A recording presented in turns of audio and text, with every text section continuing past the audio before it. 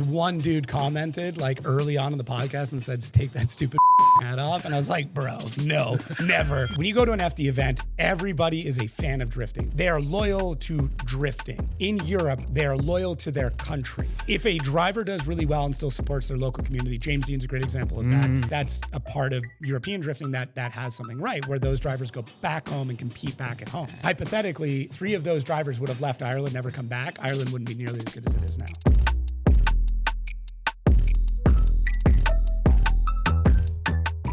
What's up? Welcome to the latest episode of Let's Be RONest. I'm your host, Ron Bergenholtz, and where we're going to talk about the latest and greatest in anything in automotive, get down and dirty with our guests on what fuels their passion, what fuels them to be enthusiasts, how everything, what they do and their passions and how they accomplish and take risks. So here I am waiting for next guest. It was just yesterday. Oh, hello. Hey. Impressive. Made it. We just talked yesterday. I know. We're talking about all kinds of details. Welcome to the show. Thank you. Thank you for coming out. Obviously, Jacob Gettins, he is the second counterpart of the voice of reason. Nope. Voice of reason. The voice of FD. And we're going with the next conversation where we're going to start off with, obviously, most of you, he's come on the scene, come out of nowhere, come out of left field, Right. and has done an amazing job in the box with none other than Jared out there. Love and hate relationship there, whether you're a fan or maybe we'll get the gist out of Jacob and how he has to deal with his counterpart up there. But nevertheless, you've done a fine job. You've come out of nowhere, right? I guess. And my question to you is, who is Jacob Gettins? I mean, you came out of nowhere. Oh, by the way, and mind you, right? You're announcing for FD, right? In my opinion, one of the biggest stages worldwide of professional drifting, right? Yeah. And then on top of that, you also, in the same year, announcing for Drift Masters. Yep. And then I just saw the announcement that you've also done, I think, what are you doing, South American stuff too? I did LZ World Tour for the last little bit, and then just picked up another gig in New Zealand. New Zealand? Yeah. My gosh.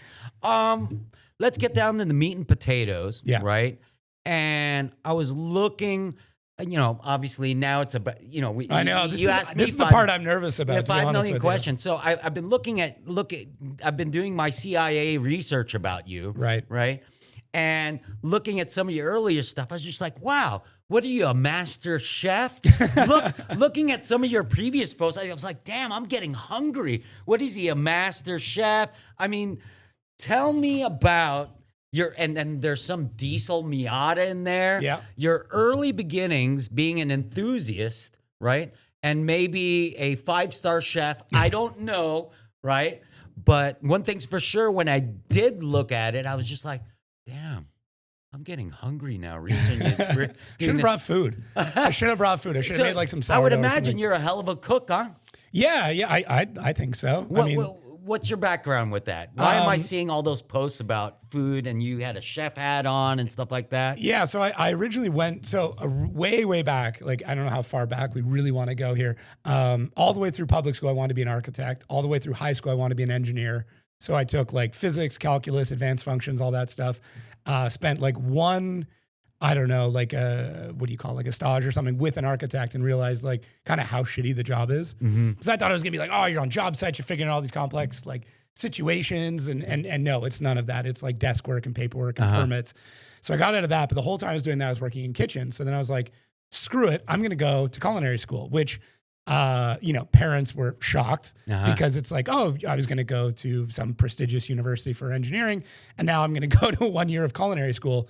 Did that, and then I mean, I started my first restaurant, I think at 12. No shit. Yeah, it was a camp down the road. It was like an expensive camp, and I was just like prepping food and doing dishes and stuff.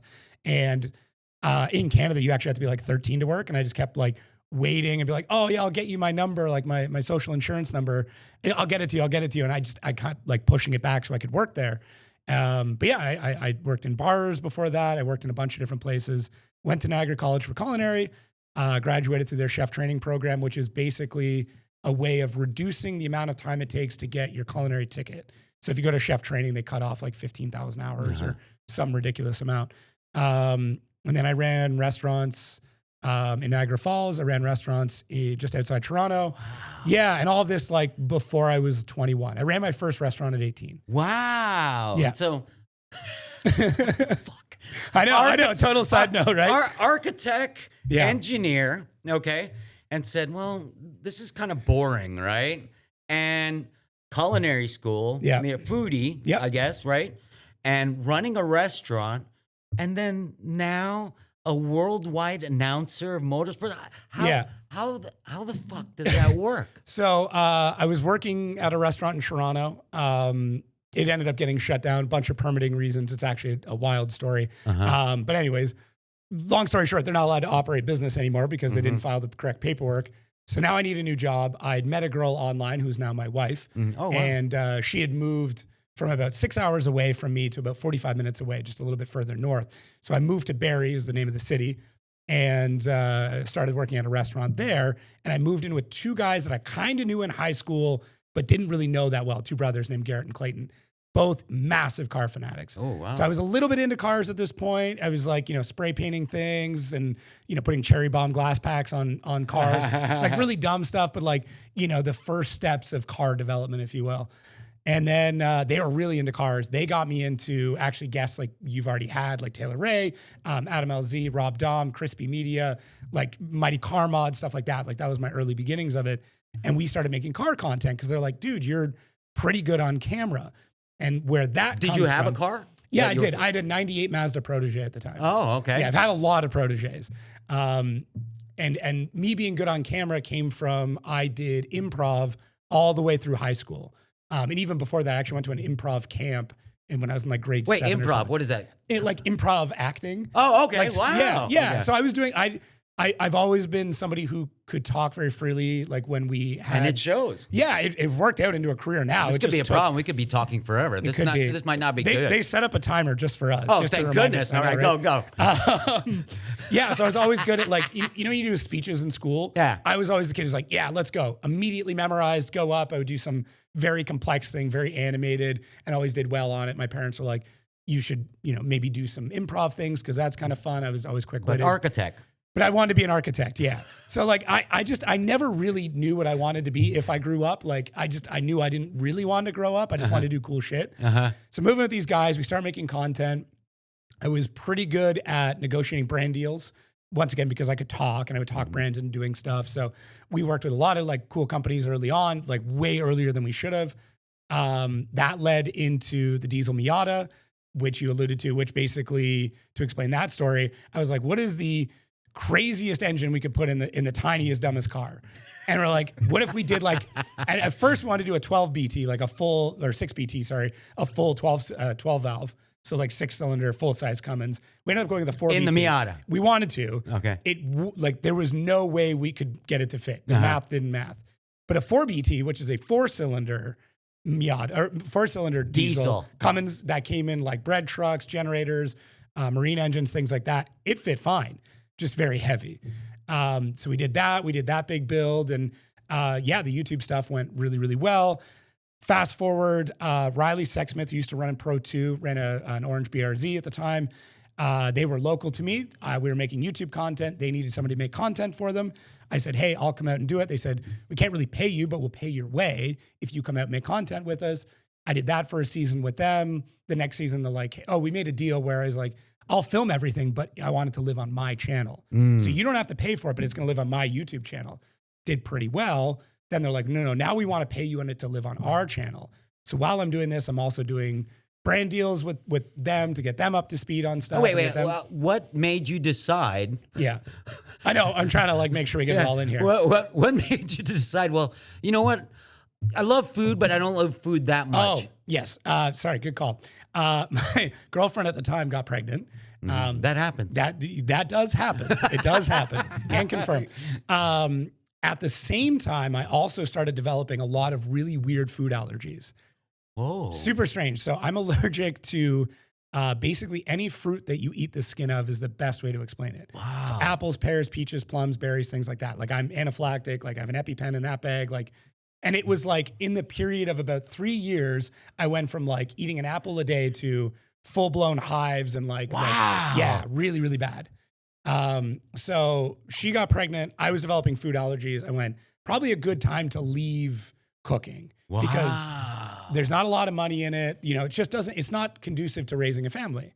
So I don't recommend anybody do this. I lied on my resume. I crammed as much as I could because one of the brothers. Resume for what? Well, I'll tell you. One of the brothers' dads was a manager at a concrete plant. Oh, yeah, that's right. You used to do concrete. I used to do concrete. So I talked to his dad and he's like, how much do you know about concrete? I'm like, not a lot. He's like, do you think you can like learn enough to do an interview? I can't do the interview, someone else has. I said, yeah, that's fine. He's like, don't worry. Like the lady you're interviewing with is HR. She doesn't actually know that much about concrete. If you say a lot of big words, you'll probably get the job. I said, okay, cool. So for 48 hours, I just crammed as much as I could about concrete, aced the interview, got a job as a dispatcher. So basically I would like mix the concrete, like run the computer to mix the concrete, schedule all the trucks out, schedule all the deliveries, which actually isn't all that different from running a kitchen because it's orders in, dealing with customers, ordering ingredients, in this case, aggregate, sand, cement, admixtures, and then doing that. So like, it actually wasn't that far off from running a kitchen. So I was like, shit, okay. So I get benefits. You're cooking concrete. You're cooking concrete. But think about it. It's so close to a dish. You have to keep it at a proper temperature. Yeah. It has a shelf life. It requires there's a lot of different types of concrete. That could be a whole other show. So yeah, ended up moving into concrete for about 7 years. Wow. 7 years of concrete? 7 years of concrete. Fuck. All right, go ahead. So while all this is going on, we're doing all the car content as well. So day job is concrete. Every other waking hour, every weekend, every holiday is like going to Grid Life. Like me and my buddies went to the first ever Grid Life. We filmed it. We were one of the first YouTube channels to really document it and kind of show it. Up until COVID, I didn't actually miss a Midwest. I'd been to every Midwest up until COVID. So we're doing all this stuff. We get on with this drift team. I'm doing content for them. I start talking to like some of their sponsors, making content for those guys. Then we launch a podcast, which was called the Piston Head Podcast. Still up if you want to listen to the old episodes. They're kind of a throwback. There's some cool stuff in there. So let's fast forward. We're doing all this stuff. I moved to Windsor because I was originally living. I know where that's at. You know where Windsor's at? Yeah. So I was living about 3 hours north of Toronto. We moved to Windsor, and this was like fall of 2019. So just before COVID hits, I'm the new guy at the concrete plant. Basically, COVID happens. We won't get into that whole topic. And at the same time, FD has to figure out what they're doing, and they're not doing a great job of communicating what's happening. They're kind of like, hey, we're going to do this. We're not really figuring it out. So I'd already had Kevin Wells on my podcast on the old show. I get a hold of Sage. I said, listen, you guys need to figure out how to communicate this. Wow, you told them that. Yeah, huh? and I'm like, I'll give you you don't have a podcast. I'll give you a platform. Come on my show, explain everything that's going on with COVID, how you're going to deal with it. I'll give you the platform. It was like a 3-hour episode, and it went great. We did all that. Things just kind of moved along. I get laid off from my job. I open a marketing agency in automotive full-time at that point. I'd already been kind of running it. It's called ZZX Digital or ZZX Digital for the Canadians or anybody else in the world. I was running that. I was doing all this media, all this content stuff, doing marketing for a lot of brands that are within drifting. And then I just went full-time because COVID hit. Everybody needed online marketing. I was already working in the automotive space. I'd already developed systems with Facebook ads, Google ads, which then became crucial during that time. And so I just started making a lot of connections in the industry because I was working with a lot of big brands. Brands like ECU Master, Lake Erie Speedway. I've actually done work for RTR and Type S and Funhaver and stuff like that. Even it's just a lot of brands within drifting. So basically, let's fast forward a couple of years. I hear that FD wants to open their own podcast. So they kind of hold some auditions. Ryan Sage puts my name in the hat because he goes, I did a podcast with this kid a couple years ago. You should probably get him on to audition. So I ace the audition. How many people were auditioning? I'd heard 3 others. Oh, wow. And I don't actually know who the other 3 are. And I was one of them. Were you? No, just kidding. Oh, that would be funny.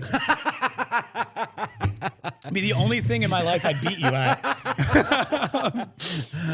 So did that. There was originally a guy that was running the show. We had some conversations about, I'd already produced almost 200 podcast episodes. And I was like, hey, with the old podcast. And I was like, kind of like, I don't know if. Where are you doing this at your house? My old show? Yeah. My old show is at my house. Yeah. Everything's run out of my house. Even the recording we did last night. Interesting. House. Oh, yeah. The Canadian's still there. What do you say? House? House. But you say house. House. Yeah. Sorry. I know, it's fine. It's fine. I get it all the time.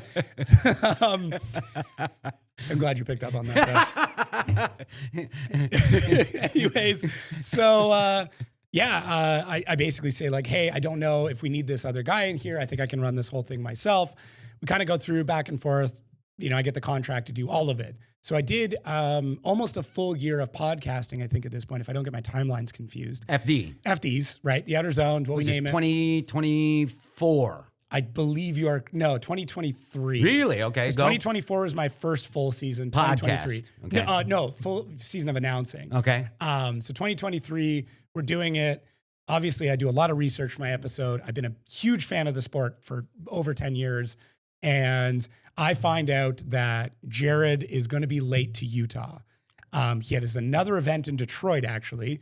And I think it was like it was at the S650 launch or something. Uh-huh. And Sage kind of mentioned it. I was like, I want the spot.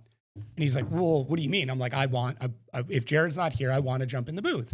I'm like, let me do pro spec with SOPA. Ooh, so bold. It's just come on, listen, dude, I lied on my resume to get a job at a concrete plant. This isn't that far of a stretch, okay?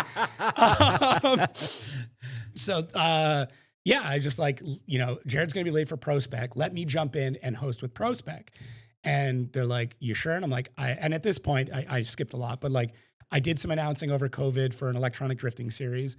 I did a little bit of announcing at Lake Erie Speedway. And I kind of just did a lot of announcing in my head.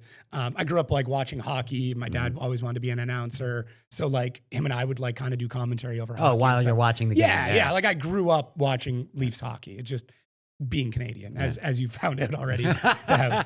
I get prepped to do it. I got like a couple of weeks heads up that I was going to do it. The only screw up though is I thought I was going to be doing the technical side of it. That SOPA was going to move into Jared's role. Ooh. That SOPA was going to be like big voice guy. So I get down there and they're like getting all the paperwork ready and stuff. And I'd already been around the booth, so I knew how things were going to go.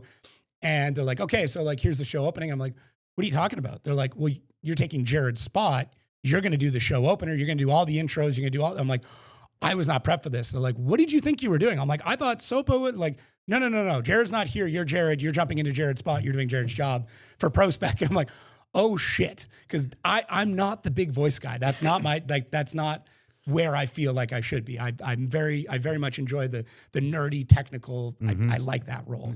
That's from your architecture engineer days. I think, and from the marketing and from like the data side of things. And so it went pretty well. I've talked about it one other time. I almost flubbed really bad on the intro because I was so nervous that I almost said, welcome to Formula Drift Uterus instead of Utah. And if you go back and listen to it, you can hear me catch myself where I'm like, welcome to Formula Drift Utah. Like, and it was just one of those moments Formula Drift Uterus. Dude, so close. Clip that. Yeah, that's going on socials. Is that bad, uterus? No, Nah, there's nothing bad with that. We'll clip it in there. Yeah, we'll glad it in there. All right, everybody, welcome to Utah Motorsports Campus here for Formula Drift. Anyway, so yeah, that was how I started it. And then Sage, I think, already kind of wanted out of the booth. Mm-hmm. And he's like, hey, why don't you sit in for pro? And the same weekend. And I'm like, you sure? He's like, yep. Like, let's see how you do. Is this 2023 or 2024? 2023. Oh, wow. Okay. Yeah, I remember. Yeah. And then, so I did that. And then, I was like, hey, hopefully it went all right. I'm very self-conscious about the whole thing. He calls me about 3 weeks before Irwindale and he goes, hey, we want you to take the technical announcer role for Irwindale. This is Chelsea Denofa's championship. Like, you want me to sit in for that? Like, or no, sorry, that was the next year. Who won the championship that year? I can't even remember, but Osbo. Yeah. So I'm like, you want me there for like the champion? You want me to call someone's championship? Like, really? He's like, yeah, go for it. Like, no big deal. So I did that. And then it was kind of radio silence for a while until we started getting back into negotiations. And then they offered me the role as announcer for, I think at that time it was a 1-year deal for 2024. So yeah, there you go. We're up to speed to 2024. So wow, I condensed a big story into little bits. What's odd is you've been able to pivot from architect engineering to culinary, and then from culinary to concrete for 7 years. Yeah. And then getting exposed to drifting with your roommates, the guys, and then creating content there, and then being announcer. I mean, wow. What's the next? What could conceive? I mean, going through this roller coaster of a ride of different.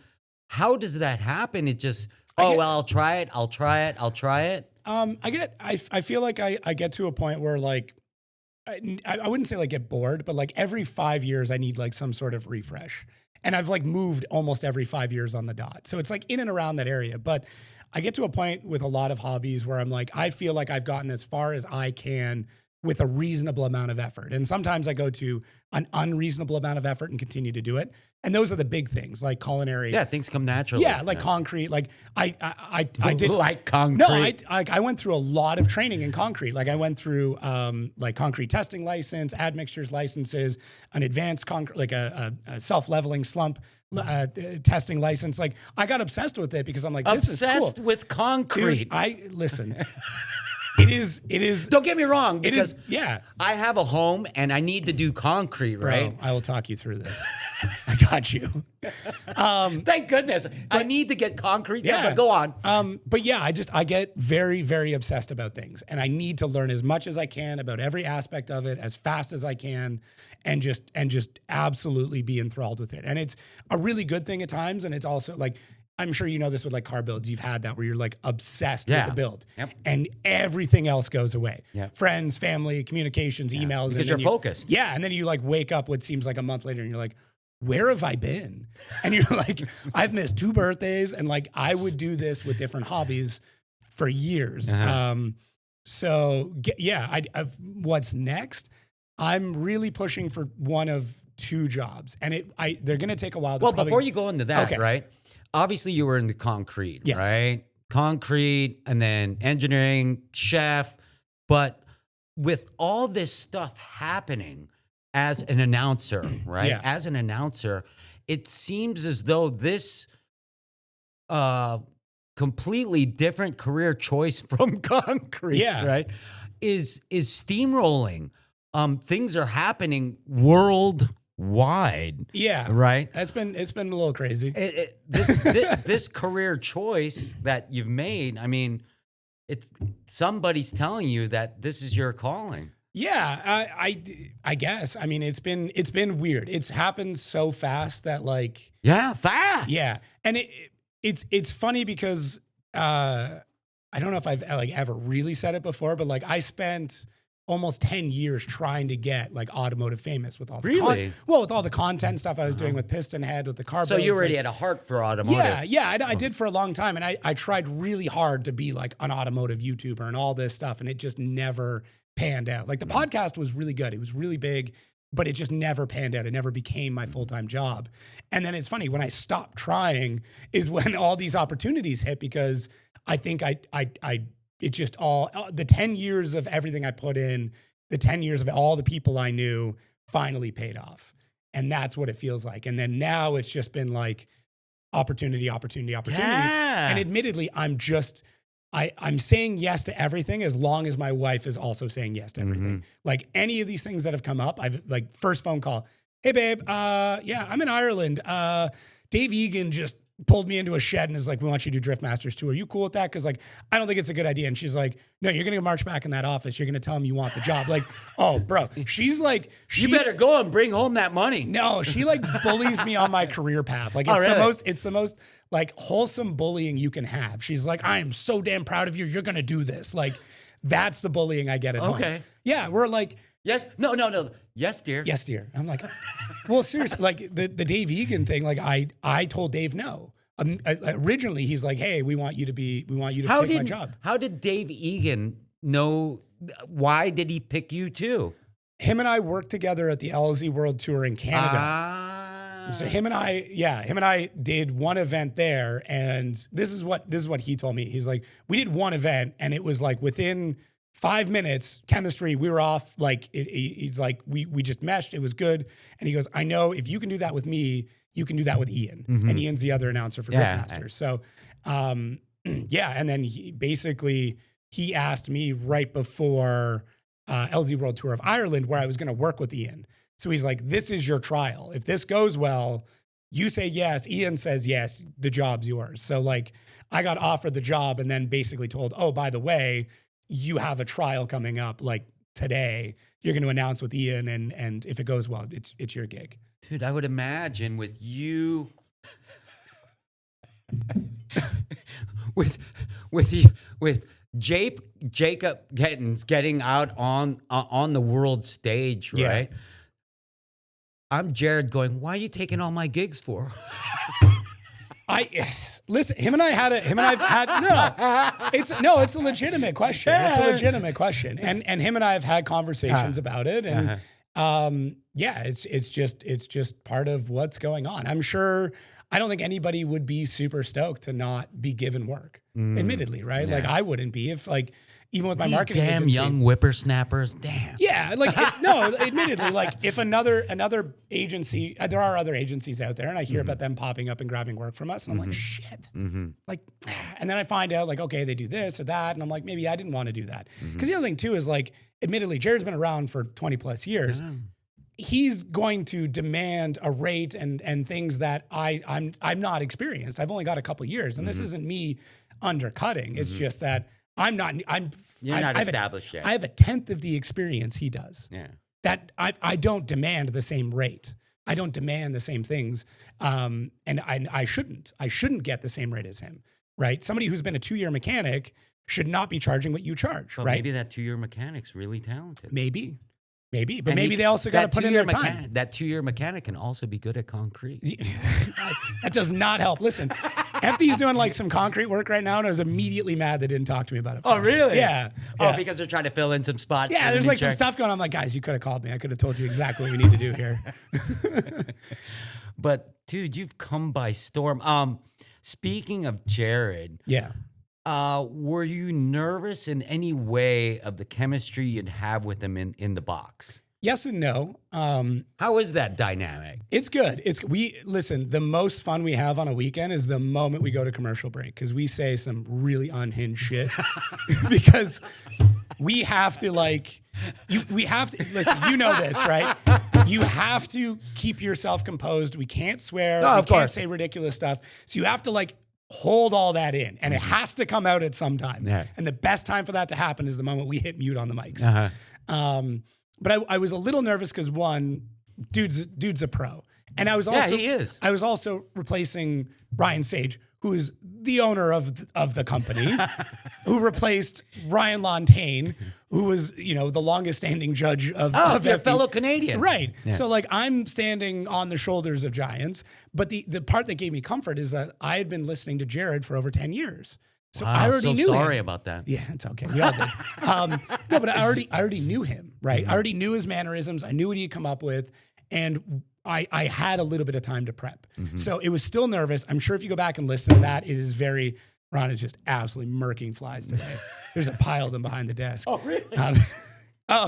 No, but I think that helped a ton. And if you listen to the first season or the first 2 episodes or events, it's going to be very different than it is now, because we just had to learn each other's mannerisms and how we worked. But I already kind of knew the flow of the show. I'd already been sitting because I was running the podcast. I was going to events. So I was already sitting in the booth during the event. So I already knew how it all operated.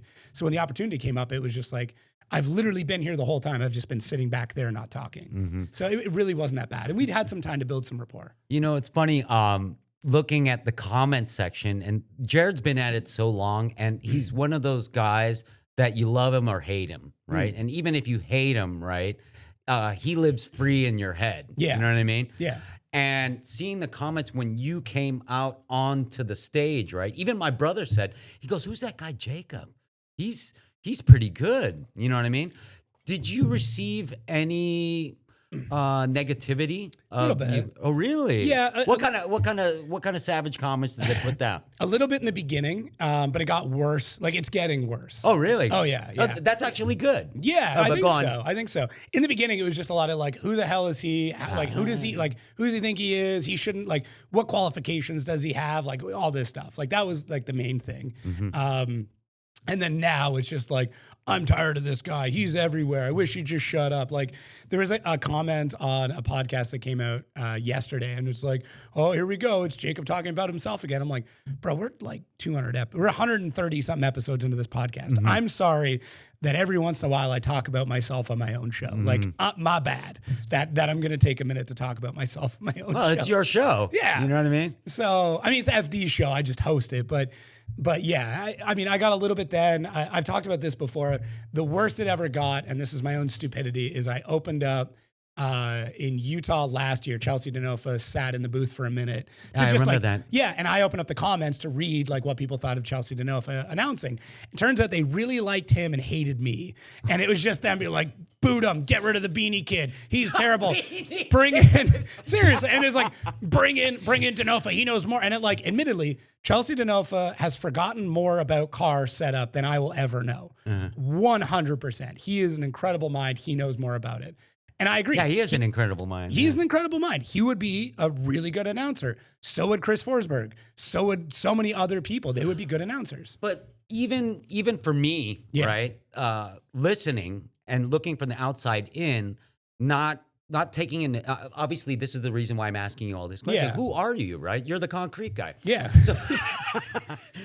So with that in mind, right, just the articulation and your analysis of going, and that goes back to when wanting to be an architect / engineer, and you know, all these different jobs that you have, right, still equate to the same type of mindset that you have on how you analyze what the cars are doing on track, and it shows in your voice. You know what I mean? Yeah. I can see it.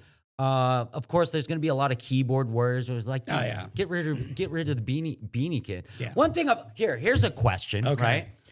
Here's a question, dude. You have a great head of hair, right? And the only reason why I say that, right, is because my dumb ass is bald Right. from stressing out over the racing. Why do you keep the beanie on? Because one dude commented like early on in the podcast and said, take that stupid fucking hat off. And I was like, bro, no, never. Like, I have the original. Oh, but you are from Canada, so you have to stay warm. That's why. Yeah, exactly. I have the original toque, as we call it in Canada, framed. Well, it's called a toque. It's a toque. Okay. It's not a beanie. No, and technically the word toque was around before beanie was. Anyways. So we've been doing it all wrong. It's not a beanie. It's a toque. No, it's a toque. It's a toque. But anyways, I have the original toque framed in my office directly next to, like, so that studio that you saw, it looks almost like where my front door is. So I have it framed next to the front door. So every time my kids leave for school, they can remember that toque is paying their bills. The original one, The original one. But you framed it. Yeah, I had to. And then I have the comment of the guy that said, take that stupid fucking hat off on the bottom of the box as a reminder. Listen, I'm a really nice guy until I'm not. And then I can be a pretty big asshole. I love it. Yeah. So yeah, it's just, it's stuck. And I realized that coming from the marketing side, nobody owned this color. Nobody was utilizing What this color color is marketing. that? Turquoise?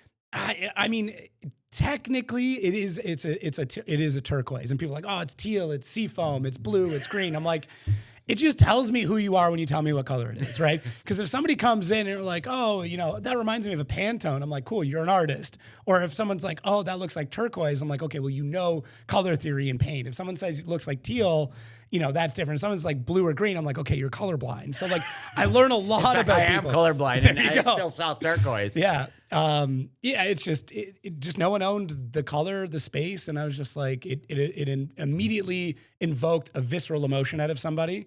So I'm like, why not lean into it? And I've just kept leaning into it. And, we sell them now and they do shockingly well. Well, let me put it this way, okay? Let's say we have a Las Vegas round and it's 120 degrees out. Are you still gonna wear that? I'll wear it around a little bit. What is it? Toque? Toque. Okay, you nailed it. Like you toque. I'm wearing it less and less. Like I will deliberately go and wear it and walk around like in the fan area because I know people know the color and see it, and it gives them an opportunity for them to come and like interact and say hi and have conversations. What's great though is if I need to get from point A to point B, I take it off, I can rip through the crowd and almost nobody stops me. Oh, nice. Yeah, as long as I don't talk. If I say like, hey, what's up? People hear my voice and then immediately like, oh, hey. Dude, I hate you. Yeah, exactly. Like, oh, you took the hat off. Good, you listen to me. Yeah, I'm Anonymous 736. I knew you'd listen to me. So, has the color always been your favorite, or? No, I don't even like the color. No, it was literally one of my kids forgot, like, back in Canada, forgot their hat before they went to school and pulled one of these hats out of the lost and found, wore it home. And then when I was recording the first couple of episodes, I'm very much like yourself and Taylor Ray, where I like things very organized. Yeah. And during that phase of my life, I owned 10 of the exact same black t-shirt and 10 of the exact same black pants. So I never had to choose what I had to wear. And then my background was black. And I realized that if I wore my hair, I wanted to have a hat on so I could have continuity because then I didn't have to worry about what my hair looked like, right? Yeah. The only hat that I had that wasn't black was one of these. And I put it on. We batch recorded, I think, 5 episodes in like 2 days. So the first 5 episodes of the podcast were all with the teal hat. And then on episode 3, someone commented, like, take that stupid fucking hat off. So then I'm like, cool, I'm locked in now. And then I struck up a deal with the company that made the hats at the time. And they actually sponsored me for a year. Oh, nice. Yeah, they shipped me like 150 hats.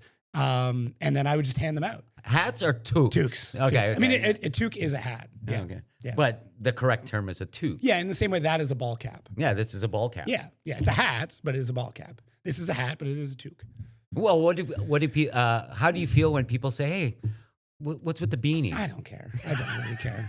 It's the same when someone tells me, "Oh, it's 70 degrees outside." I don't get mad that they didn't say, that it's 20. Question, right? Considering you're now worldwide, right? And you've witnessed FD drifting on a pro level. You've witnessed, I'm just going to say the 2 of them, right? Yeah. It's only a matter of time till Japan starts calling you and wanting you to speak Japanese. I don't have any weekends left. That's the price of success, I guess, yeah. Right? So one thing I wanted to ask you, right, is you have the FD circuit and everything exudes a feeling, yeah. Right? And now I'm talking about the event itself, right? Yeah. Your typical FD event, right? And mind you, I have utmost respect if you're FD loyal, right? But I'm asking you, looking from the outside in and as a perspective, right? The aura of a FD event compared to the aura of a European, and mind you, at that, what do they call that stadium in Poland? PG in Narodowe. Yeah. That is insane. Yeah. 60,000 people in there? 50 to 55,000. 55,000 people in a closed, intimate setting. Okay. Yeah. How do those compare? So, okay. Like, does your hair stand up in a stadium like that, or? I get goose. Yes, that is an overwhelming feeling for a human being. Just in general, I don't think 55,000. I don't think the human brain is meant to deal with how overwhelming that is. Well, I've give you an idea, right? Yeah. I've experienced it, right? Yeah. where NHRA goes, oh, let's invite these rice burners to do. Yeah. I did front wheel drive drag racing, where let's see what they think of it. And I vomited when I looked down and saw the crowd of people. I vomited. Right? I wasn't far off. Yeah. And so I was so nervous because it was my car. Yeah. My team's car. And we had went down, and I'm like, going, holy shit, I hope we don't fuck up, don't fuck up, don't fuck up, don't fuck up. And the car goes out there and makes a pass, and it's amazing. But sitting on a stage like that, and mind you, that NHRA weekend was in Pomona, and that was 50,000 people, both sides, lined down a quarter mile. And I was just like, oh, right? Yeah. So that's that aura. But please elaborate on that. So the difference between the two when it comes to like the fans and the feeling, and there's a very, very definitive difference between the two. When you go to an FD event, everybody is a fan of drifting. They just love drifting. They might have a favorite driver. Loyal. They might have something like that, but they are loyal to drifting, period. In Europe, they are loyal to their country. And that is the difference. Because like every event that I went to, you had like the Irish sitting together. You had the Estonians sitting together. You had the Latvians sitting together. It's the like Polish soccer. Exactly. So that is football. Yes. Either is acceptable. That is the big difference. So like when the Shanahans come out, yes, the fans at FD will cheer. But when they come out, you hear a section of the crowd cheer and violently cheer. So it is a Irish different people. feeling. Right. And then there's like a bit of a rivalry between the Irish and the Polish. Like, Really? Oh yeah. So like, that kind of happens. And then same thing with like Norwegians and Swedish and Finnish. Like they're all kind of competitive against each other. Really? Yeah. Because it's like, especially. So with, it is that soccer feeling. yes. Wow. And they all sit together. So like, and like, it's not like definitively like every Irish person's in this area, but for the most part, they're all in one spot. So that makes for a bit of a different feeling because there's more cheers and boos happening often. Oh yeah. There'll be boos and stuff like judging calls and stuff like that. Like if a call doesn't go, the way of the Irish, they'll start losing their shit.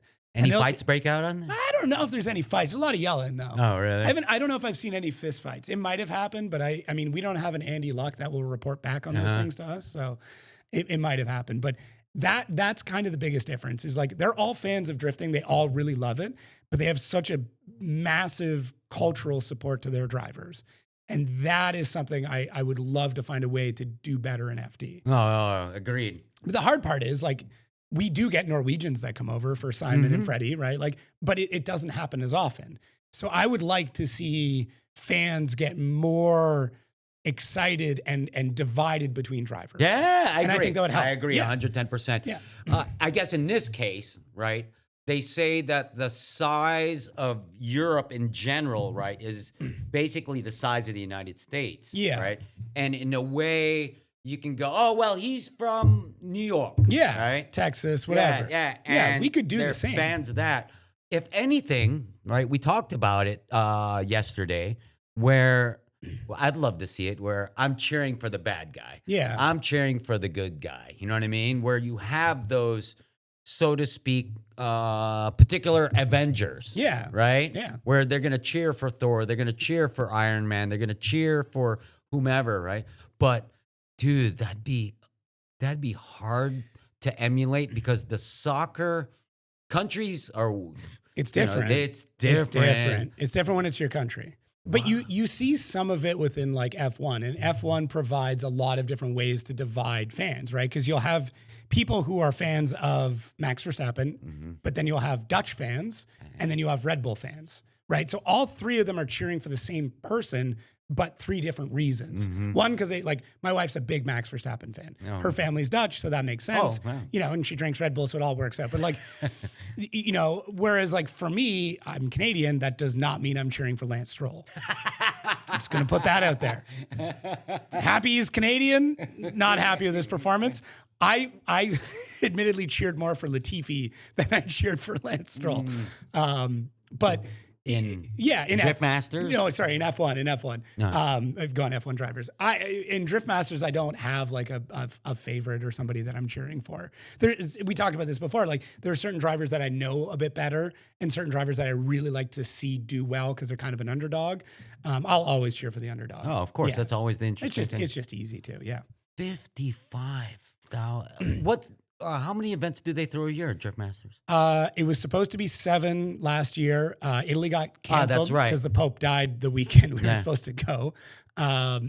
Crazy happenstance. So we did 6. And I would imagine is Poland, that venue, Yeah. the only one that shows up 55 to 60? Yeah. That's the biggest one. Yeah. Polish, is it just, I'd imagine all the different countries that are fans of drift, Yeah. they know that's the big show. That's the Irwindale Yeah. of Drift Masters. Yeah. Or the Shoreline Showdown, if you will. I would say it was 60 to 70% Polish, 30 to 40% everywhere else in the world. Wow. Yeah. I would say there was at least 30 to 40 Americans that I knew of that flew over. I guarantee there was at least 1,000 Irish, if not more. There was a ton of Norwegians, but like there's so many little countries, right? That like people come out and support it. Like it was wild. Dude, that's nuts. I know of a dozen Canadians that went. Oh, really? Yeah, it's become a pilgrimage. People are like, what? Because why wouldn't you go? Why not, right? Probably the marketing strategy that Drift Masters uses is sort of similar to F1, Yeah. where the countries, and mind you, that's happening. It's not considered states in Europe. It's all countries, right? Yeah. And so they root for their fellow countrymen. Yeah. Whereas in the United States, rooting for somebody from, Texas or Seattle, it's Yeah. kind of different. You know what I mean? Well, you don't, how many people, Texas, let's put Texas aside because they do some crazy shit. But nobody is showing up with like the Las Vegas state flag painted on their belly, right? But there was like a couple hundred Finns painted blue and white when they showed up. Like, yeah, like this is the difference, right? I don't even know what the flag for Nevada looks like, but I sure as hell know what the Finnish colors are. Geez, you know what's funny is, it would be, now it goes to my next question, right? Is if you were, we have a lot of U.S. drivers that get invited to Drift Masters, right? And they do fairly well, right? And we have a few Drift Masters guys that go to FD and compete, right? Now, I had the discussion with Andy on the first podcast. Where are the best drifters coming from? Oh, Ireland. Yeah. There's no. Actually, it's Europe, right? Because you have to Europe, throw Osman yeah. in But there. I mean, if we're gonna go countries wise, and it's rotated, like it's gone through phases, right? Like there was a period where it was easily Japan, like no questions, right? It was definitely Japan. Then it cycled into the US, and then we start to see it come out of like other countries. Norway has a really, really good scene. Obviously you've seen guys like Osbo and Simon Olsen come over, but there's also a driver named Torna Kavia out of there, drives in Drift Masters, who's an absolute psychopath. Really? And there's even more. Like I couldn't even spend enough time just learning about Norway. Finland's got a bunch of great drivers are coming out. Sweden's got a great bunch of drivers. Like it just depends. But the problem is that's where all the ice is at. Well, yeah, because they drive anywhere that you can drive all year, you will find good drivers, right? California produced a lot of great drivers. Florida's producing a ton of great drivers, right? Texas produced a lot of good drivers for a very good chunk of time. Yeah. And you can point to different series and different people that promoted that. But even when you start to look at like Pacific Northwest or the Northeast, they produce good drivers too because they're just driving around in the snow and rain all the time, right? It anywhere that you have that enabled, it will happen. And the other part, and this is something I'm very staunch on, is like you need to have one pinnacle driver who's really good, but also stays in that area to support that area. The best way to ruin drifting is to move away from your area. You might be able to go and do something incredible, but you will like the fire will die behind you, right? So I'm not going to point to like specific circumstances, but like if a driver does really well and still supports their local community, James Dean's a great example of that. He still goes over, he still drives, he still trains with them. The Shanahans are still competing in things over there. that will then make sure that everybody in Ireland is fantastic. Because you're enthusiastic, you're Exactly. hungry, you're like, dude, I can't wait to go to the finals. Yeah. And Or even if I want to win this event, I have to go through James Dean, Jack Shanahan, Connor Shanahan, Damn these Irish Connor people. Falvey, whoever, Alan Hines, like the list goes on, right? Like Darren McNamara, Dwayne McKeever, like D-Mac still competing at Drift Masters? no, he's not at Drift Masters. okay. He's been out of the game a little bit. I did Yeah, a really he good has. podcast with him actually. I think that one was almost 4 hours. Oh. But you have to go through all these like absolute legends. If hypothetically, like 3 of those drivers would have left Ireland, never come back, Ireland wouldn't be nearly as good as it is now. Wow. It would get there eventually, but it wouldn't be what it is today because of that. So I also think that's a part of European drifting that has something right, where those drivers go back home and compete back at home.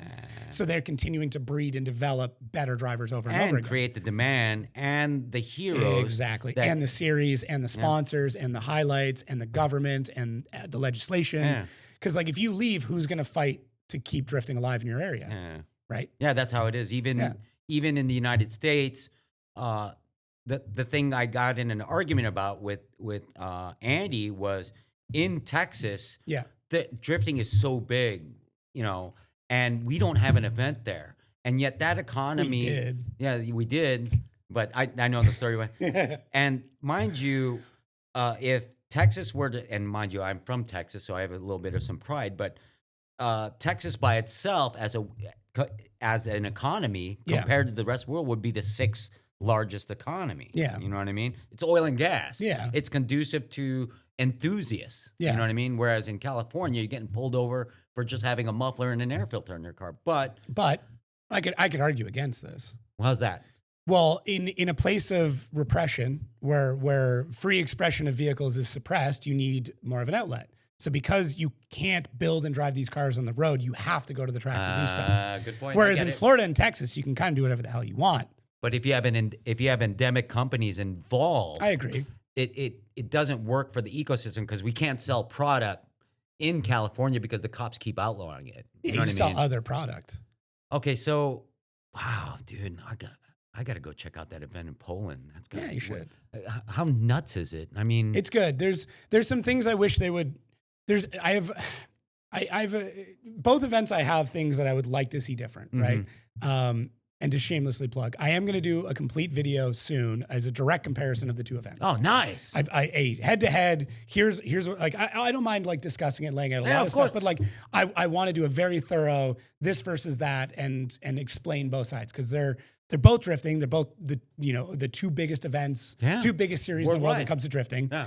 and they have some pros and cons of both. But one of the things that I warn people about going to Poland is all of the announcing at the event is in Polish. Oh, wow. You cannot hear English announcing at the event. Well, that's what you're there for, right? I'm on the live Do you stream. speak Polish? No. Oh, I'm on okay. the live stream. Oh, okay. But the live stream has a TV delay of a few minutes.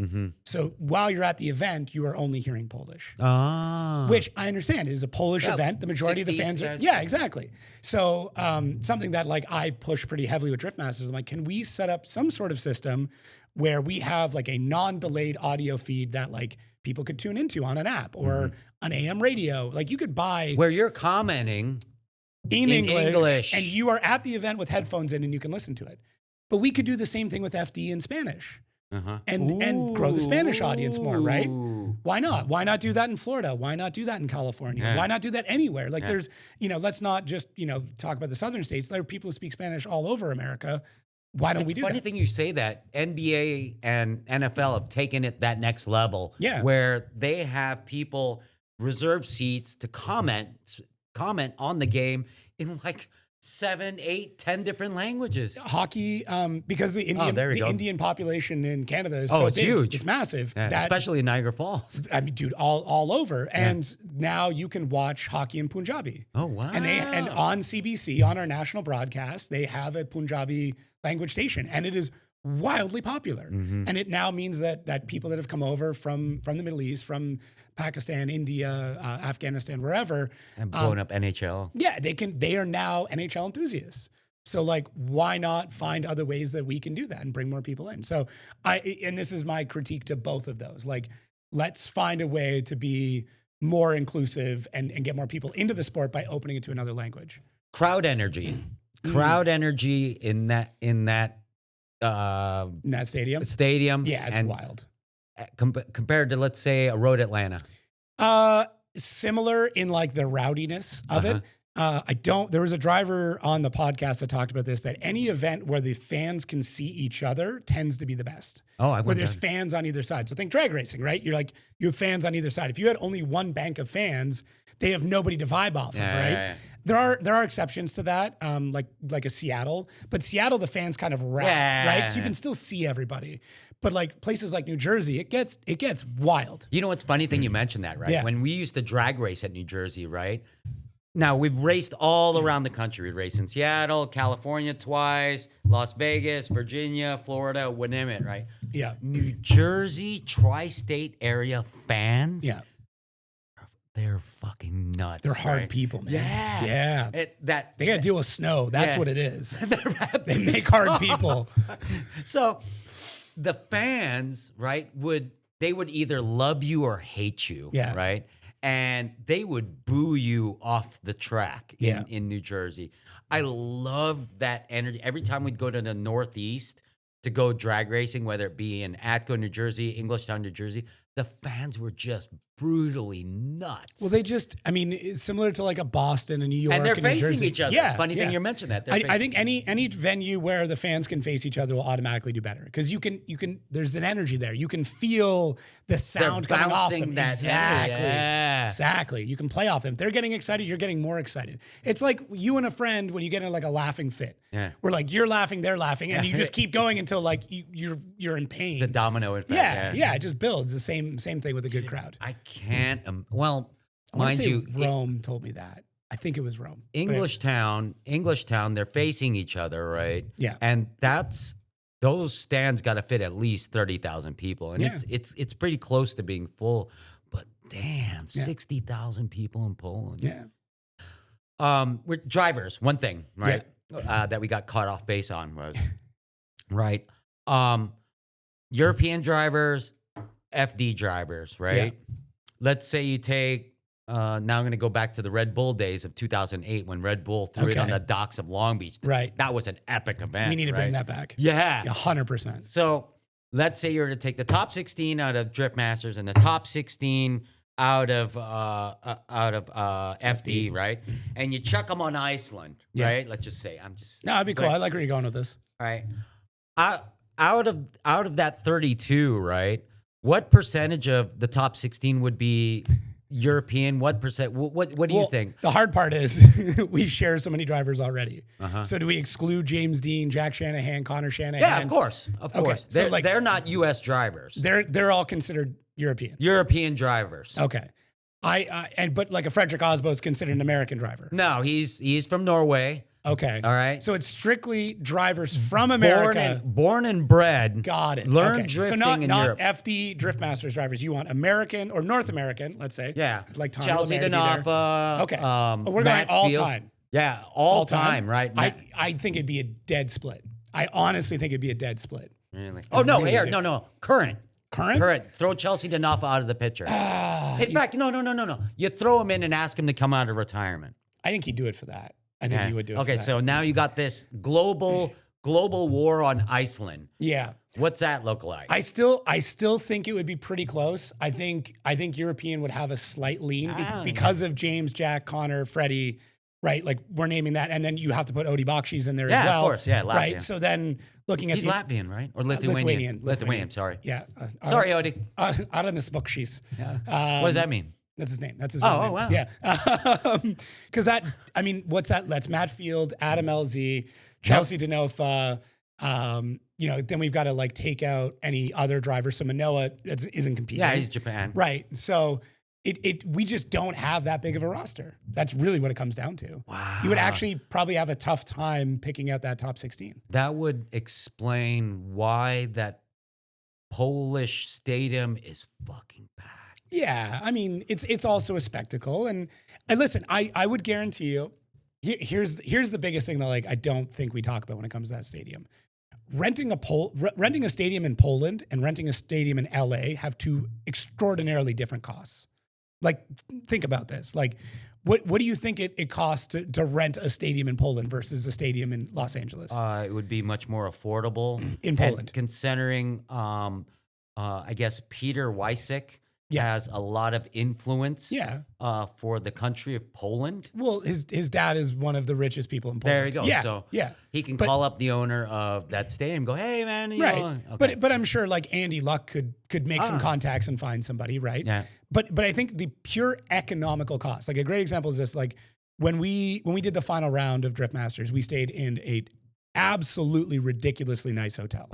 I'm talking about like in the basement of this hotel, there was 9 different saunas, 3 different like pools and hot tubs. Like it was a spa that had a hotel in it. It cost us, I think it was $75 a night. That's a $400 a night hotel in America. I'm going to Poland. That's what I'm saying. Like as a I'm destination, going to go like, spectate. I don't care if they're speaking in Polish. Dead serious. If you want like an actual really, really nice vacation, go to Warsaw. It's beautiful. No, I gotta go. It's inexpensive. The flight's like $1,300. It's the same cost to fly to Ireland or to England or to Italy as it is to go to Warsaw. And it's way cheaper. So that I think is a massive difference between it. The business model between FD and Drift Masters are vastly different as well. The way that the distribution rights work, the way the media rights work, it's two incredibly different businesses. Wow. So that's also why they're able to pull something like this off. But I will guarantee you, if FD did a stadium, we would sell as many tickets. I have no question in my mind. Wow. 100%. 60. I guarantee it. If I said right now, if I got on this mic right now and said, spoiler alert, everybody, final round is going to be LA Coliseum. LA Coliseum. Because they did NASCAR there. Right. And that, I don't even think that, does that fit 50,000? Yeah. Okay. Yeah. So we do LA Coliseum. We're already selling 30,000 in New Jersey. You don't think we can find another 20,000 people? You don't think people from Europe are going to fly over? Dude, I would love to see that in the U.S. Now the question is, how much are you willing to pay to go see that? Oh, man. Right? Yeah. That's the next question. How much, what was the last concert you went to? Jeez. Say the Grateful Dead, please. No, I'm old. You know what I mean? I like to stay at home. So concerts. Oh, I went to a Janet Jackson concert, but what isn't in a stadium? Okay. You know. Okay, but like, okay, when was the last time you went to the theaters? When went to the movies? Movie theater? Yeah. Oh, to watch the latest Avengers movie. Okay. And you were the Thunderbolts. It was you and one other person, I assume? No, the whole family. Okay. And that was a $200 night? About $100. $100 for it? Yeah. You just don't buy the big popcorn, do you? No, we end up, we're one of those families that sneak food in. I was just gonna say, you got pockets M&Ms, don't you, Ron? I knew it. Go to the wife, here, pack all this stuff in your bag. Regardless, it's $100 to go see a movie, right? At the bare minimum, right? There's $25 a person without popcorn or anything else. I know for like me and my 3 kids, it's a $200 movie night. Yeah. So that's like where inflation is at. That is the cost of in the going U.S. out. Right. So if you were to go out, if you were to make this economically work, you would easily be charging $120, $130 a seat to go see it in the Coliseum. Will people pay that? Maybe. I don't know. I honestly don't know. I think they would. I really do think they would. Depends on the market or on the state that has disposable income to do that. Obviously, I don't think it depends on the state. Really? I think it depends on proximity to airports and hotels, because you could rent a much cheaper stadium in the middle of nowhere, right? But nobody will come. Well, they might. It might be cheaper, but you're not going to have the endemic people that can flood to it. Warsaw is a very big city. It's not massive, like in the grand scheme of like America cities, but it is still a big city in Europe. It's also generally centrally located, right? It's not like it's far east or far west. Like it's in a decent enough spot. It's fairly east when it comes to Europe. It is considered Eastern Europe, but it's central enough that it could be there. So, admittedly, to toot your horn here for a second, an Austin, a Dallas, a Fort Worth would actually be a pretty good spot to do this.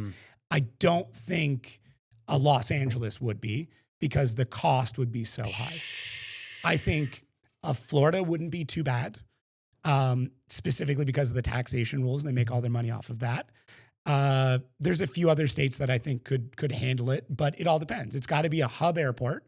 So people aren't taking a bunch of connections. It's got to have the hotel infrastructure to have all those people. So it's going to be a place like, honestly, like go take a look at a Taylor Swift tour and pick one of those cities.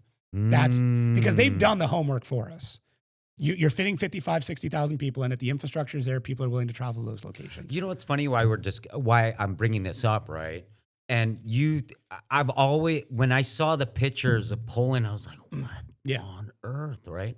So I'm starting to wonder, right, what is Europe doing, right, to create such a crazy fan base that shows up to something like that? It's still cultural. It's just countries. You inherently have a direct person representing you because of where they're from. And we could do that as America for sure. I would love to see that happen. We just have to do it more. But like there's some things that we could do to do that.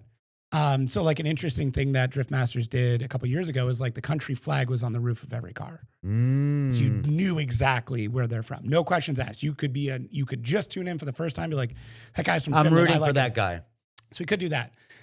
We could inform as announcers what Pro-Am they came from. This is actually a suggestion I got from a fan where they're like, can you talk about the Pro-Ams that they got their license from? That might help.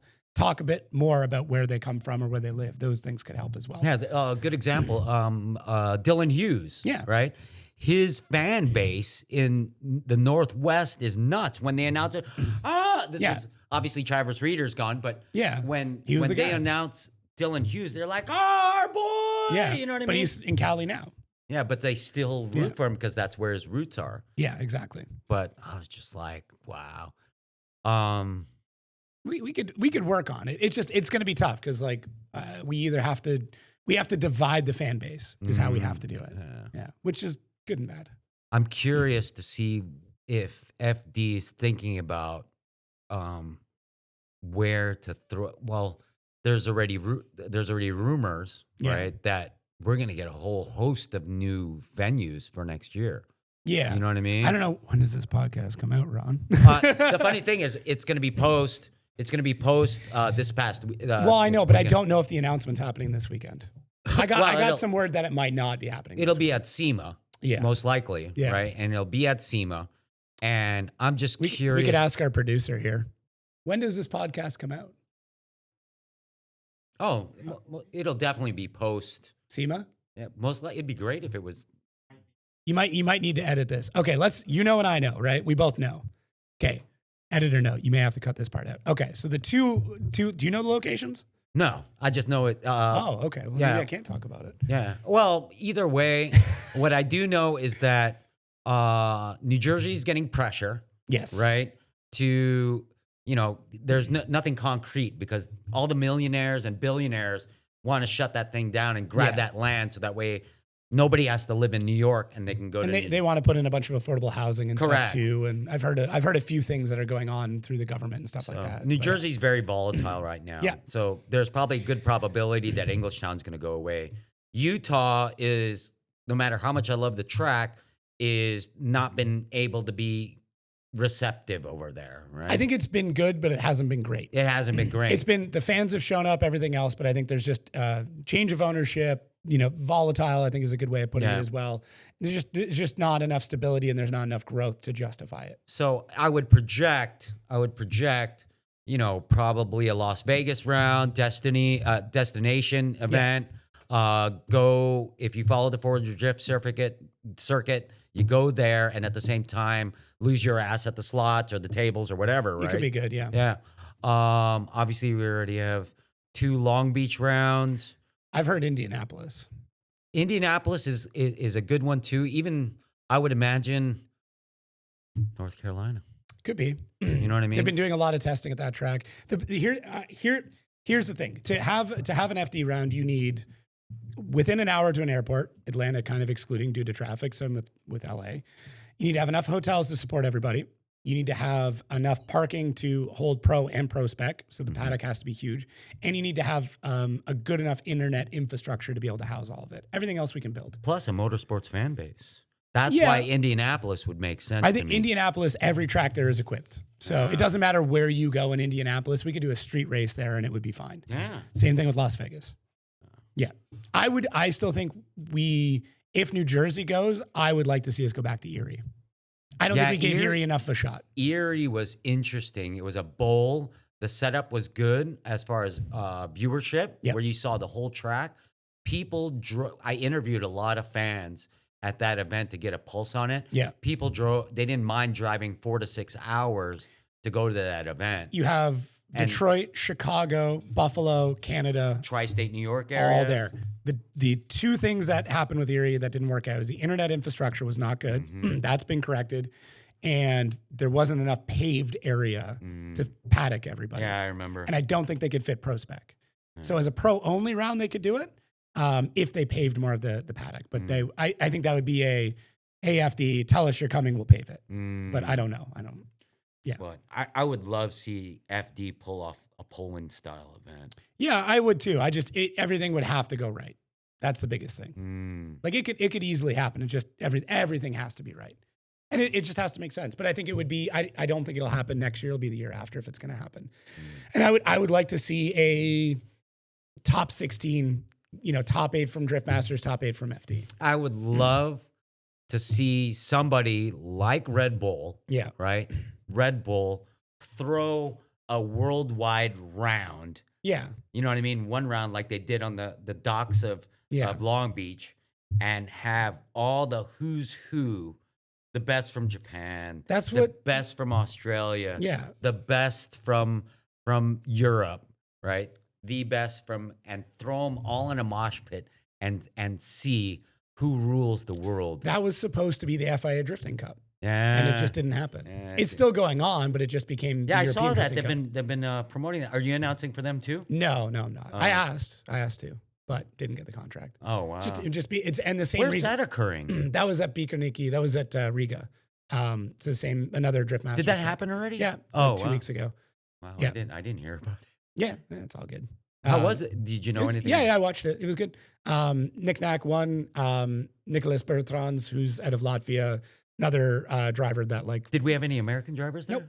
Oh wow. No Irish drivers either. Wow. Yeah. Holy shit. And it's just because they didn't get the funding. That's it. That's what's holding all this back is the funding. I thought that event was neat, and the landscape of drivers was so diverse. It was so cool to witness. It would be cool to have like every country be able to put in 2 drivers. Ooh. Let's make it real tough. Ooh. Every country in the world is able to submit 2 drivers, and whatever company is sponsoring it, let's say like whatever country, or whatever company covers all the shipment to one area, right? And it's like, that's where we're going to battle it out. 2 drivers, every country. You get 2 shipping containers, right? Dude, you know where we do this? Or just brainstorming? Yeah. We do this in the Punch Bowl of Hawaii. Oh, that'd be cool. They have a stadium there. Oh, really? Yeah, Okay. they have a big stadium there that you can pave in the middle. It'll bring revenue to Hawaii, right? Yep. Everybody across the world, and it makes sense. Yeah. Because not only are you going to go there to, and it's tourism. That's where Hawaii gets it. They go to Oahu, right? At the same time, they can bring their families, right? And fans alike, it's a 2-for-1. You get to see drifting in the bowl, right? And at the same time, have a vacation. It's not a bad idea. You know what I mean? Do you think you would have enough fans to fly into Hawaii to do it? Well, because you could pick any island. You know what you would do? do? Isle of Man if you wanted to do that. Well, what we want to do is emulate the stadium aspect of it, right? But, and there's nothing to do in Hawaii, so you can get the locals to come. You know what I mean? Yeah. And fill that stadium. I don't mind the idea. I just think like a flight to Hawaii is just expensive. It is. It's just not. But I get it. It's kind of like central to all the things. Yeah. But I think you find a company that could pay for it, or each company, similar to the Olympics, sponsors their athletes and covers the cost of logistics for 2 shipping containers.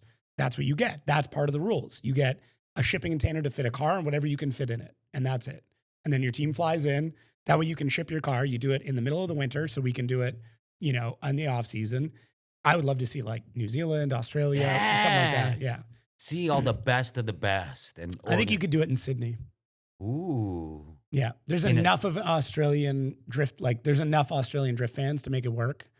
You could do Southern Hemisphere, so our winter is their summer. I think it could work. Ooh. Yeah. That would be a Or sight to Tasmania see. would be cool. Tasmania's got a track, so Wow. yeah, it could work. Do you know? I don't even know. Does Drift Masters and FD push ideas on each other? They talk because like this past season, their schedules didn't overlap. Oh, It's worked yeah. out well for Yeah. me. There was a few back-to-backers, but yeah, there's conversation to make sure that the schedules don't overlap. But I guarantee in those conversations, there's also been our best versus your best. But like, who's paying for it? What rule set? What tire set do we use? Right? Yeah. Right. Everybody on 555s. That's the rule. With how volatile your career has become. Ooh, thanks for using the word volatile. Well, but okay. no, your history, not the history, and, Yeah. and then the ups and downs, and the super up as an announcer, right? Jacob Gettins in 3 years. Where do we see? I would. I really like missing concrete. No. I'm over concrete. Listen, there's a few like people I know that still work like that I worked in concrete with that might actually listen to this. Like I fucking hated that job so much. 7 years. Oh my God, dude. It was the worst. Actually, it wasn't the worst, but it was pretty bad. The people made it great, but the job itself sucked. 3 years from now, I still want to be doing FD. I still want to be doing Drift Masters, but I would like to be working for the NHL as well. Ooh, Yeah. wow. I gave myself 5 years to either make it into F1 or the NHL. Now, and like, it may not be in a big role. Like, it's not going to be like, I'm the new announcer, but like, even if during the winter, I am like a third backup for the radio division. Where's NHL based at? It's just any, I mean, there's teams everywhere. Where's the headquarters? Like Toronto. Oh, in really? Canada. Yeah. Wow. Yeah. But I've had some conversations. There's some irons in the fire there, so it might happen. One of your passions in NHL. You still Hockey. play? Yeah, I still play. Yeah, I was coaching my son's team this past weekend. And Sick. I usually play Tuesday nights. Coaching is very rewarding. I do like coaching, although coaching your own child is incredibly frustrating. Oh, yeah. So like I have a rule that I try not to coach my own kid. Like I will leave that to one of the other coaches. So I work as the goalie coach primarily. I play as a goalie in hockey. So we have two goalies and they're both incredible and they're doing a great job. So I get to help out with them. So it's 12U hockey. So kids are all 12 years old. Oh, wow. AAU style, 12U. Wow. So yeah, it's a good time. It's a really good time. So, but yeah, we'll see. I mean, it'd be nuts. Like I said, my dad always wanted to be an announcer. He's got a really good voice for it. He's got a really good mind for it. So if I made it in the NHL, like that dude could die happy. He'd be like, cool, we're good. Like that's it. Wow. Not that he's going to die anytime soon. He's not even 60, but, yeah, it's, that would be like the family legacy complete if I could do that. Wow. If I could do it for the Toronto Maple Leafs, then it would be complete. But like the chances of me doing it for them, that is the biggest team in hockey. So the chances of that are pretty slim. That'd be like announcing for the New York Yankees, like, Wow. or the Boston Red Sox. Like, Have you tried? working for the Leafs? No, I've Or sending in a resume to NHL? yeah. I had an interview. I can't get into the specifics a few months ago. Yeah, of course. And I'm flying to sit in on 2 NHL games next month. Wow. So I'll be in the booth, not announcing, but just like sitting in, understanding how they operate and listening. The team that I spoke with is interested, but I don't have enough hockey experience.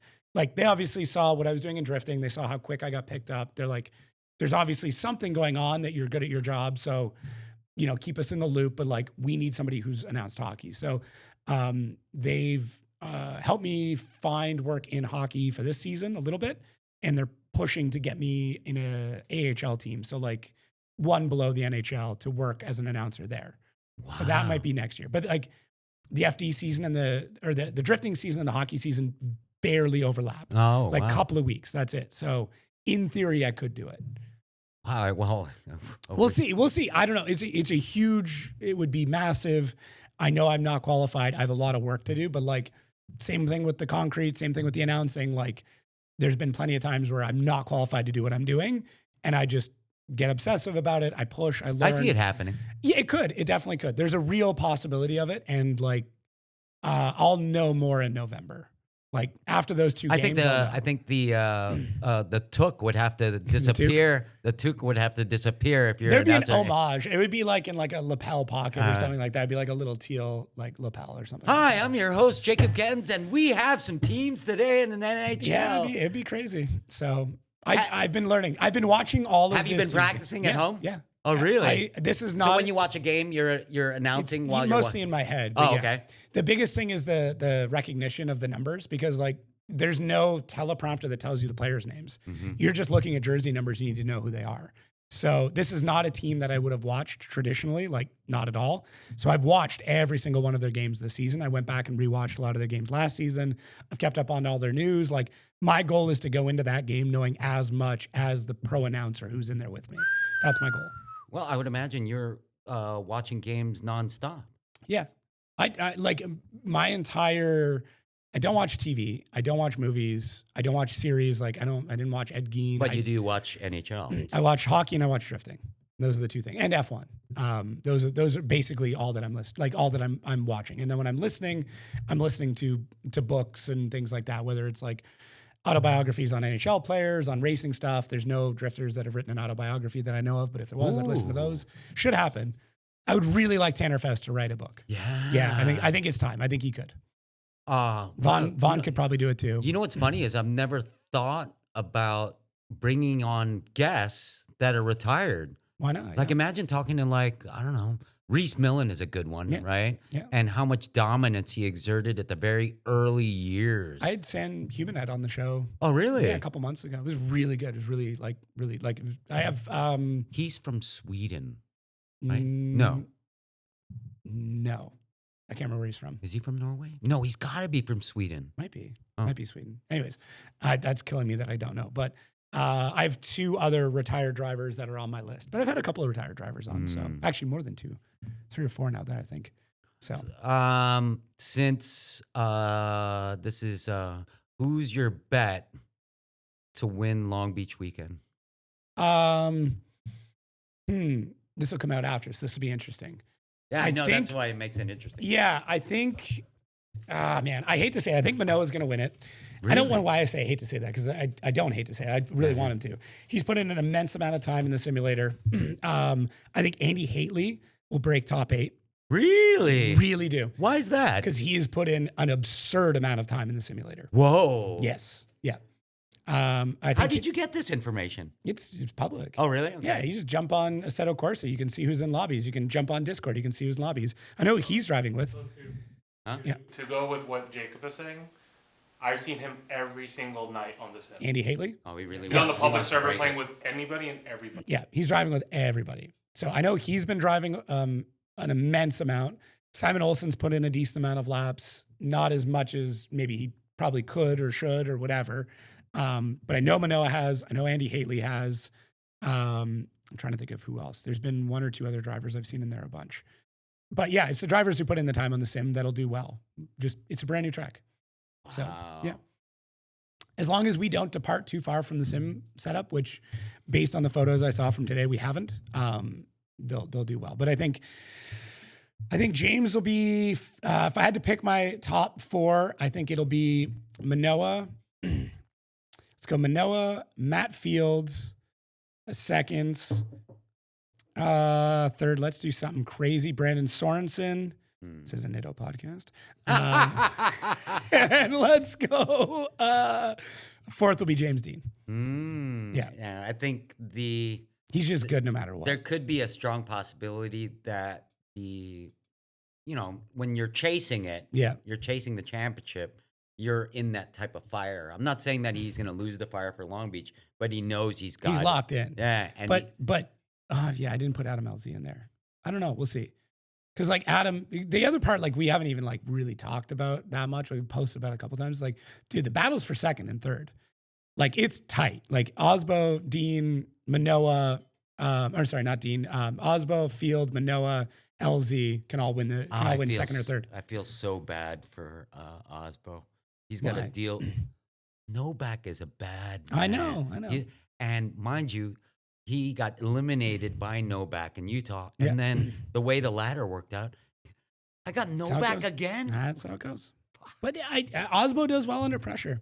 He learns quickly. I don't think he'll rest on his laurels. He'll be all right. That's gonna be an interesting battle. That'll be a very interesting battle. Osbo's gonna want to get revenge on Novak. Yeah, I agree. And LZ will do incredible as long as he doesn't take himself out. He's got the Denofa problem right now. We're like, no, he does. 100%. Yeah, he has got the Denofa problem. As long as he doesn't take himself out, he is unstoppable. Adam LZ, like anybody who says he's just a YouTube driver. No. He can drive. He will win a championship in the next 5 years. I guarantee. I agree. Him, Manoah, and Matt Field will win championships in the next 5 years. Well, damn, it's like Matt Field has been trying so hard. He gets so close, but he also is the only driver to take himself out in the championship. 2 mechanicals back to back. Happens. Yeah. Happens. So one question, right? Yeah. Obviously, with the FD finals going on this weekend, there's a big fight for second, third, fourth, right? And there's 4 guys competing for 3 spots. Yeah. Mathematically, you have Field, Osbo, and Manoah, and who's the other guy? Adam, yeah. Right? Put them in order: second, third, and fourth. So it'll depend on this event. It'll really depend on this event. I think so. The only way Manoah will be able to do it is if Adam went out even earlier. No, I think who's gonna win? Let's start off with that. Who wins? I think Manoah wins. I think Manoah wins the event and then takes second. And then takes second in the championship. Okay. And then I think it's either going to be LZ or Matt Field that takes third. Okay. My gut is on Matt Field. Nothing against Adam. I have a weird feeling that Matt Field's going to take third. Yeah. It's not that an Adam won't do well. I just think Matt Field is just absolutely on it. And I don't have the bracket memorized right now. Normally I do have a pretty good job of getting it locked in, but like I think a Matt Field Manoah battle will happen, and Manoah just drives so much better when the other driver's on. Manoah actually struggles against drivers who aren't as good. That left corner is full of hitters. Yeah, it is. It's full of hitters. Yeah. You have, that left side is full of hitters. It's a mosh pit of hitters. Yeah. So we'll see. It'll be, either way, it's going to be exciting. I'm really excited for Shoreline Showdown. Yeah. Other than. What? What? I don't know. You can't top Irwindale. No. You can't top Irwindale. No, you can't top Irwindale. There's lots of things you can't top. But you just learn to be like, okay, well, that's the thing that happened. I don't know. I'm still sour. You can't top Group B rally. Yeah. Can't top V12 F1 engines. You learn to love V10s. You learn to love V8s. Yeah. Right? It's just how it goes. Things are always better in the past. Nostalgia is a hell of a drug, right? Nostalgia is the strongest drug we know of because it makes people do the weirdest shit. Well, I can't wait to see what FD does, you know what I mean? Yeah. For the future scheduling, improving the product. They've done a great job, especially with something as simple as an initiation box to create great entertainment value. I agree. But all they're doing is making the show better. Yeah. Every event, every day, their entire focus is how do we make this show better? Well, thank you for coming on the show. It's going to be an interesting weekend. Yeah. Looking forward to it. I love this 2-parter. This is cool. So, I know that was pretty interesting. Yeah, right? It was super cool. Yeah. I like this. This is. I'm glad that we made this happen. So, but thank you for coming on the show. Thank you. Oh. I wish you the best of luck. I appreciate that. I would love to see you in the NHL. That'd be quite interesting. I'll be a busy boy if I've got to do FD Drift Masters and the NHL. Ooh-wee. And your wife's gonna go. You better go and go make that money. She already has, man. She already told me. I've been warned. Well. And that's the latest episode of Let's Be RONest. Be sure to also look up Jacob. Fuck! Dude, every single fucking time, damn it. Fuck it, this happens every fucking episode. That's the latest episode of And now, also, be sure to... Fucker! I'll just do it. I'll just do it for Ron. Yeah, there, go for it. Do you want me to do an outro for you? Go for it. I always fuck up at the end. Damn it, every single podcast, I can't get the ending right. All right, Ron, I got this. That's good looking out. All right, thank you, everybody, for listening into Let's Be RONest. Make sure to check out part 1 on the Outer Zone, the official podcast of Formula Drift, and check out all the episodes on Driving Line and on Nitto.com. Peace out, Nitto or nothing. I'm going to go cash that check.